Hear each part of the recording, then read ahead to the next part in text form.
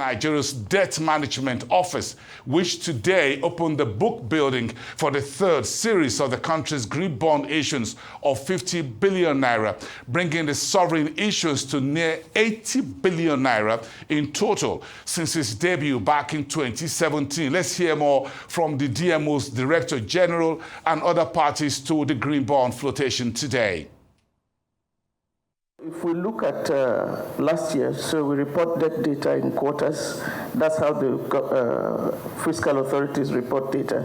So debt service to revenue has been between 60 and 65 this 1 year up till March. Okay, it's not there, but I'm telling you what it is. Yes, and you can put the two together because we publish debt service.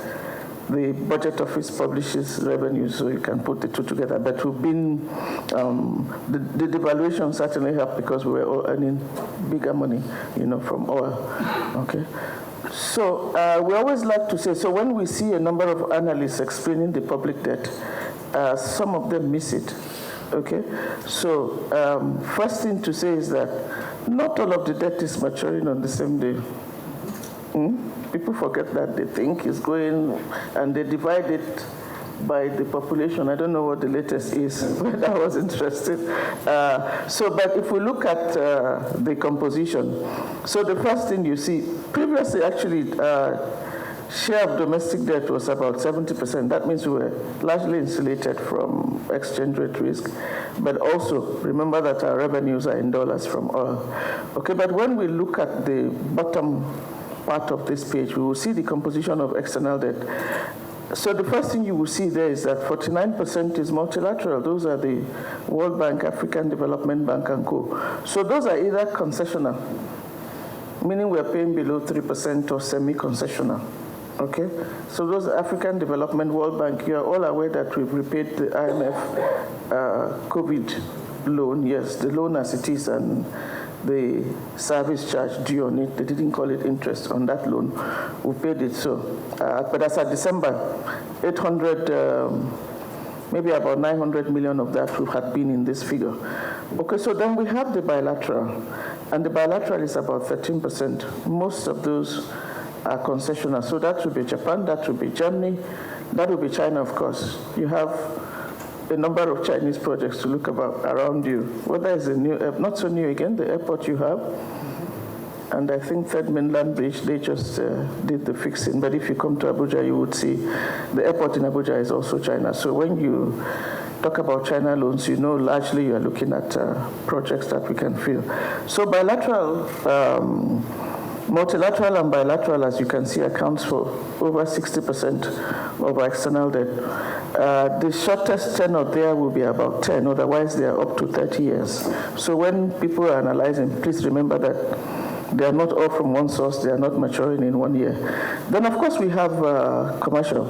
We're in the Eurobond market, we've been there since January 2011. So that accounts for about 39% of our external debt. So that is commercial. But again, if you check our website, you will see the maturity profile. It goes up to 2051. Okay. So not all of it, we've deliberately spread out that those maturities. So they are not all maturing in 1 day, and they are not all from one source. So on the domestic debt side, you are familiar with all of those. The NGN bonds is really our principal instrument for borrowing, and that's what funds the budget. So all those huge deficits you see for new domestic borrowing is funded from there.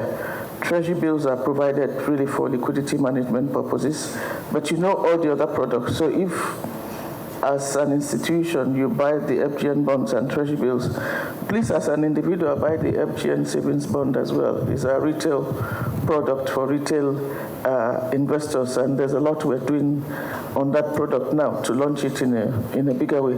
Of course, we still have one green bond outstanding. We repaid one, so there's one outstanding. We worked on a dollar bond last year. Most of it you know about it. That's September. Nigeria join the rest of the world to commit to reducing global greenhouse gas. And that's gas, those gases, it's a category of gases that are responsible for global warming. And global warming results in what we see, climate change and its impact around the world. That global treaty is the United Nations Framework Convention on Climate Change. Before then, we had what we call the Kyoto Protocol. It's a whole big, a whole lot contained in that. I'm not going to be giving you lectures, but just drop the word and you do the rest of the Googling. Then we have Nigeria signing onto that framework through the most recent one, the Paris Agreement. And Nigeria has committed to that agreement to ensure that through a document called Nationally Determined Contributions, Nigeria is going to be reducing global greenhouse gases by an intentional percentage with support and without support, 47%, to ensure that we contribute our own quota to reducing the greenhouse gas emissions. I hear a whisper, how much of Nigeria's contribution goes into the globe on this? Well, it doesn't matter how much, but we still need to reduce the global greenhouse gas emission. And Nigeria has done a lot in terms of ensuring that that happens through policies, national actions, strategies, and outlined here is some of the government's climate action measures across different areas in ensuring that this happens. And Nigeria has developed institutional frameworks towards this and developed enabling policies towards fulfilling her nationally determined contributions. The next issuance as well in 2022, so after 10.69 billion, we came back to the market. 15 billion was issued in 2019. Fully subscribed as well, much more than we came in the first time. This was deployed to more projects across sectors: renewable energy, clean transportation, water and wastewater, agriculture, afforestation. This is due to mature about this time next year, and definitely that will also be paid as and when due. Now, speaking to Series 3 green bond issuance, after doing a good job, you can only do it better, right? So for this issuance, we are looking to issue up to 50 billion for the federal government of Nigeria. Chapel Hill, Vietnam Advisory and Stanbic IBC Capital are the advisors on this green bond. It's similar to the previous issuances. It's direct unconditional general obligation of the federal government. The tenure is 5 years, and the green project has been approved in the Appropriation Act and selected by the key ministries. We have a second opinion provider, and we already have that from Augusto and Co. The bonds will be listed on both the NGX and FMDQ, the relevant exchanges that deal with sustainable instruments and the green exchange. The minimum subscription is 10 million and multiples of 1 million.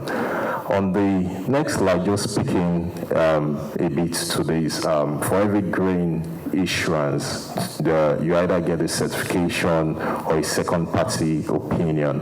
And for this as well, that condition is being met, and that will be provided by Augusto and Co. For investors, all of this information will be provided when the offers launch formally, and the announcement will be communicated to investors.